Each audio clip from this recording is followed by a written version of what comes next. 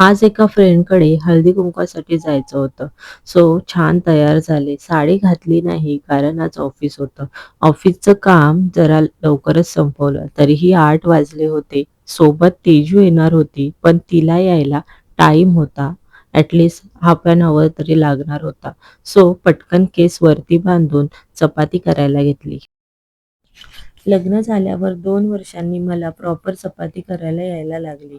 आईकडे असताना मी कधीच जेवण केलं नव्हतं आणि मोस्टली मी हॉस्टेलमध्येच राहिले. सो कधी घरचं खायलासुद्धा भेटलं नाही. बट आता थोडं मनावर घेऊन बरेच नवीन-नवीन डिशेस बनवायला शिकले. ऑफकोर्स YouTubeमुळेच.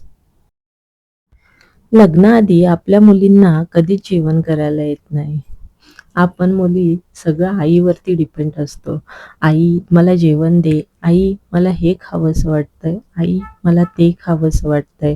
पण लग्न झाल्यावरती अचानक जिम्मेदारी येतात. मग आपल्याला जे काय खावंसं वाटेल, जे काय आवडत असेल ते आपल्याला स्वतःला बनवायला लागतं. तेव्हा खरी आईची किंमत कळते. कारण अगोदरचे जे हट्ट असतात, जे आईकडून बनवून घेतलेलं असतं आणि आईने जे मायेने बनवलेलं असतं, ते सगळं आपल्याला लग्न झाल्यावरती आठवायला लागतं. लग्न झाल्यावरतीच आपल्याला आईची खरी किंमत कळते. पण हे सगळं थोड्या दिवसासाठीच असतं. कारण जेव्हा आपण स्वतः आई होतो, तेव्हा आपल्याला ह्या सगळ्या गोष्टींची जास्त जाणीव होते. कारण आपण जर नवीन-नवीन पदार्थ बनवले नाहीत, नवीन-नवीन गोष्टी जर आपल्या मुलांना खायला घातल्या नाहीत, तर काय होईल? म्हणूनच आपल्याला ह्या सगळ्या गोष्टी शिकाव्याच लागतात. कारण कसं आहे ना, आपण बाई ठेवू शकतो, जेवण बनवून देऊ शकतो आपल्याला. एखादी बाई पैसे घेऊन आपल्याला जेवण बनवून देईल. पण त्यात जो प्रेम आहे, तो गोडवा आहे, तो आपल्या मुलांना, आपल्या नवऱ्याला कधीच भेटणार नाही. आणि मला कधीच आवडत नाही, की मी जेवणासाठी एखाद्या बाईला सांगितलं, की जेवण बनवून दे. नाही. मी बाकी गोष्टीसाठी, बाकी घरातल्या कामासाठी माझ्याकडे मेड आहे. पण मी जेवणाच्या कामासाठी मेड ठेवलेली नाहीये. मी जेवढं शक्य होईल तेवढं मी बनवायचा ट्राय करते. मला येत नाही, मला जमत नाही, बरेच रिझन्स असतात.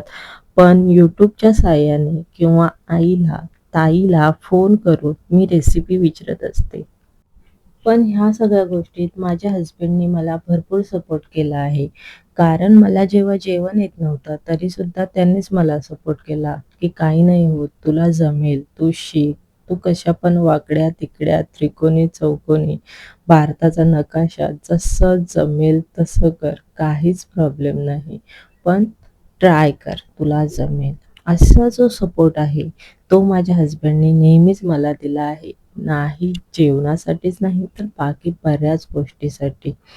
तर हे जे सपोर्टिव्ह हसबंड आहेत ते प्रत्येकाच्या लाईफमध्ये असतात आणि ते असायलाच हवेत. त्याच्यामुळेच मला प्रॉपर जेवण यायला लागलं. मी जेवण बनवायला जास्त मेहनत घेतली कारण ते कधी मी बनवलंच नव्हतं. मला आलंच नव्हतं. ते माझ्या व्हर्जन्समध्येच नव्हतं. कारण मी अशा टाईपमध्ये मुलगी होती की जस्ट आपला स्टडी आपण आणि आपलं करिअर ह्यामध्येच भरपूर आता मला छान गोल चपात्या यायला लागलेल्या होत्या. तुम्ही बघू शकता इकडे मी 2-3 स्वाईपमध्येच माझे एकदम राउंडमध्ये चपाती येत होती आणि ते बघून मी भरपूर खुश होते. कारण ह्या गोष्टी मला आधी कधीच जमल्या नव्हत्या. त्या अशा जमायला लागल्या होत्या. हे असं सगळं प्रगती बघून माझी जी एक्साइटमेंट असते ती एकदम हाय लेव्हलला गेलेली असते.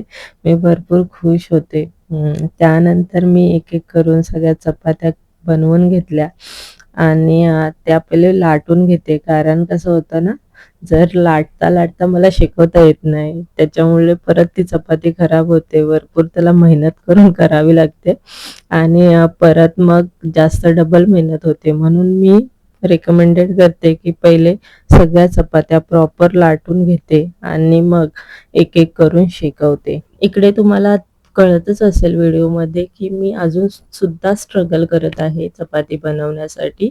जसं आपलं आई बनवते, तसं मला अजूनही जमत नाही. कारण इकडे मी चपाती बनवते, इकडे शेकवते. अशा पद्धतीने मला अजूनही जमत नाहीये. हा माझा स्ट्रगलच आहे.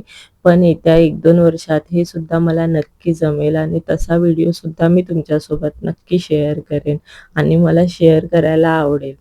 सो इकडे मी चपाती प्रॉपर शेकून घेते. तर तवा जास्तच तापल्यामुळे थोडी हे झाली आहे चपाती. But it's okay. चपाती प्रॉपर 1-2 शेकवून घेते प्रॉपर. आता तवा चांगला तापल्यामुळे मला टाईम लागणार नाहीये चपाती शेकवायला. तर इकडे तुम्ही बघू शकता मी पटापट चपाती इकडे शेकवत आहे. कारण मला खालीसुद्धा जायचं आहे. फ्रेंडचा फोनसुद्धा आलेला आहे की ती खाली आलेली आहे. सो ती वेट करत आहे माझ्यासाठी. पण या चपात्या भाजल्यावरती मी तशाच ठेवून नाही जाऊ शकत. कारण मग ते सगळं मेहनतच वेस्ट होऊन जाईल माझी. सो मी तिला 5-10 मिनिटासाठी थांबवलेलं आहे. तोपर्यंत मी पटकन चपात्या शेकवून घेत आहे. तर तुम्ही बघू शकता इथे प्रॉपर फुगत नाही आहे चपाती, बट थोडीशी फुगते इकडे माझी चपाती.